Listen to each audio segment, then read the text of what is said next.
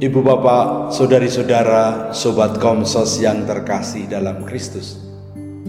Selamat berjumpa kembali dengan Renungan Minggu Komsos Gereja Santa Maria Immaculata, Paroki Tarakan. Kita hari ini memasuki Minggu Biasa yang ke-8. Hari Rabu nanti kita akan memasuki masa Prapaskah dengan tanda penerimaan abu. Masa Prapaskah seringkali juga disebut sebagai masa retret agung, di mana selama masa Prapaskah 40 hari umat Katolik kita semua diajak lebih mengolah batin kita, kerohanian kita. Salah satu langkah konkret yang kita buat supaya lebih fokus kepada yang batiniah atau yang rohaniah adalah dengan berpantang dan berpuasa. Kita mengurangi urusan duniawi, urusan lahiriah dalam bentuk makanan ataupun aktivitas-aktivitas yang sering kali kita lakukan dan mungkin menyita banyak waktu serta perhatian. Selama masa Prapaskah ini kita mencoba untuk mengurangi porsinya sehingga kita bisa fokus lebih mendalam pada kehidupan batin kita masing-masing, pada kehidupan rohani kita masing-masing.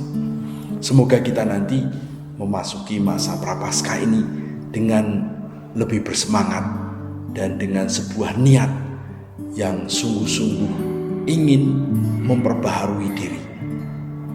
Oleh karena itu, bacaan yang kita dengarkan pada Minggu Biasa ke-8 ini diambil dari Injil Lukas bab 6 ayat 39 sampai dengan 45. Ini masih dalam rangkaian pengajaran Yesus di daerah atau di tempat yang datar di pinggir danau.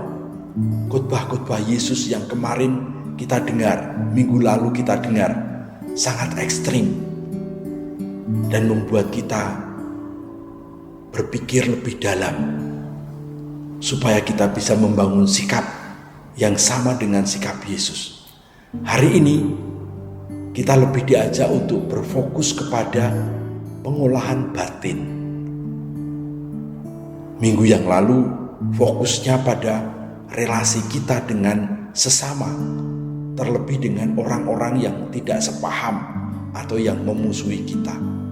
Hari ini Yesus mengajak kita masuk ke dalam batin kita masing-masing. Bagaimana kita selama mengenal Yesus telah meningkatkan kualitas hidup batin kita. Bagaimana kita mengolah hidup rohani kita setelah kita berjumpa dengan Yesus. Memang apa yang akan kita dengar di dalam bacaan Injil Lukas 6 39 sampai 45 juga tidak kalah ekstrimnya dengan yang kita dengar minggu yang lalu. Yesus menggunakan beberapa perumpamaan ketika dia mengajak kita, para muridnya, untuk meneliti kualitas hidup kita.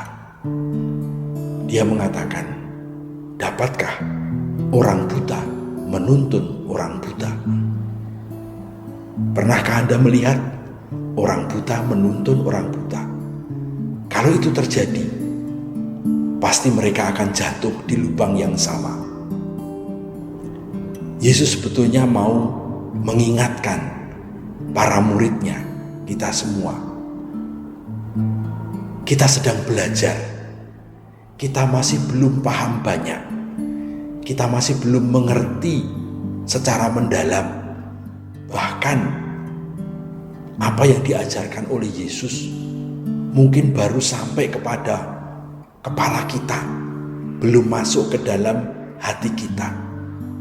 Maka Yesus mengingatkan, Jangan sampai pengetahuanmu yang sedikit itu seolah-olah sudah begitu lengkap, sudah begitu mendalam, sehingga kemudian kamu mengajari orang lain.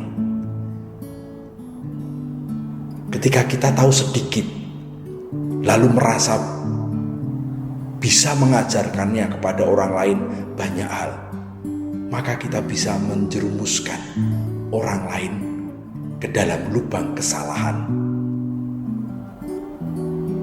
Maka Yesus juga kemudian membuat perumpamaan yang lain. Seorang murid ketika dia lulus, dia akan sama dengan gurunya. Dia tidak akan melebihi gurunya.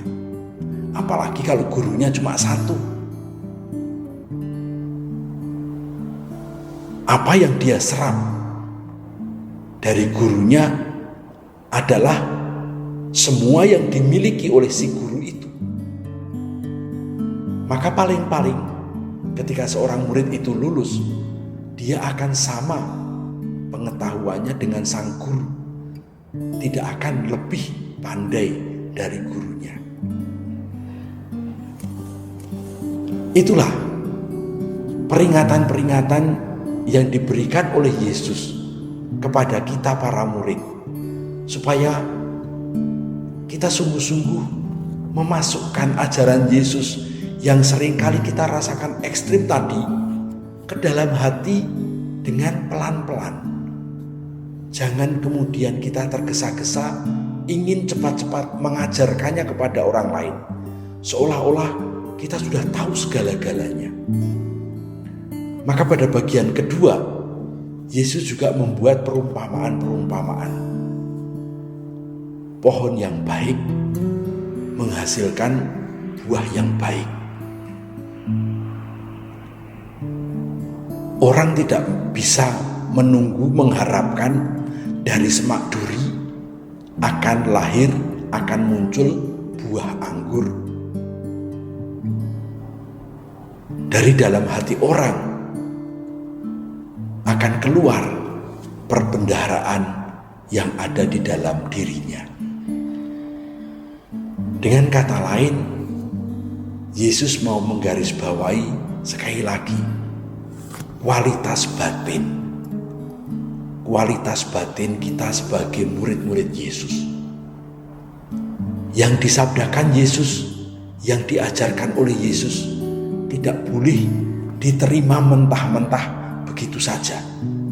Harus diresapkan, harus dimasukkan pelan-pelan ke dalam hati, supaya akhirnya nanti akan berbuah kebaikan. Ajaran Yesus yang baik, kalau tidak dicerna dengan baik, dipahami dengan baik, direnungkan dengan baik, tidak akan menghasilkan buah yang baik. Justru sebaliknya, bisa menghancurkan orang lain, karena yang kita sampaikan keliru, yang kita sampaikan salah. Perikop pada minggu ini mengingatkan kita dalam rangka juga mempersiapkan hati kita untuk masuk masa Prapaskah, agar kita selama masa Prapaskah ini nanti sungguh-sungguh menyediakan diri untuk olah batin, olah rohani. Karena semua yang akan keluar dari mulut kita, dari pikiran-pikiran kita, apa yang akan kita ucapkan, yang kita ungkapkan, yang kita katakan, semuanya tersimpan di dalam hati. Kalau hati kita penuh dengan banyak kebaikan, kita juga akan mengungkapkan, mengucapkan hal-hal yang baik. Kalau hati kita penuh dengan kejahatan, kita juga akan mengeluarkan ucapan-ucapan yang kasar, ucapan-ucapan yang jahat, bahkan juga perbuatan-perbuatan yang jahat. Dari buahnya kita bisa mengenal isi batin seseorang. Maka ini juga menjadi peringatan yang perlu kita renungkan. Sekali lagi, jangan hanya diterima begitu saja. Pantas untuk kita renung-renungkan, pikirkan, dan pertimbangkan. Misalnya saja, ketika saya memberikan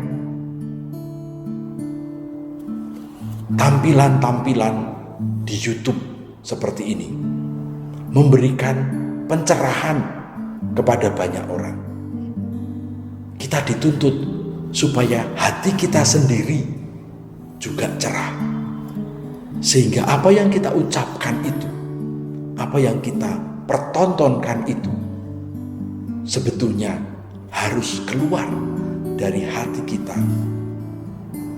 Karena itulah buah-buah batin kita. Semoga selama masa prapaskah ini nanti kita akan mempunyai cukup kesempatan untuk mengolah batin kita, sehingga kita bisa menuntun sesama kita ke jalan yang benar, sehingga kita tidak menjadi orang buta yang menuntun orang buta, sehingga kita bisa menghasilkan buah-buah yang baik untuk kehidupan bersama. Semoga Tuhan senantiasa memberikan kita kekuatan dan bimbingannya. Amin.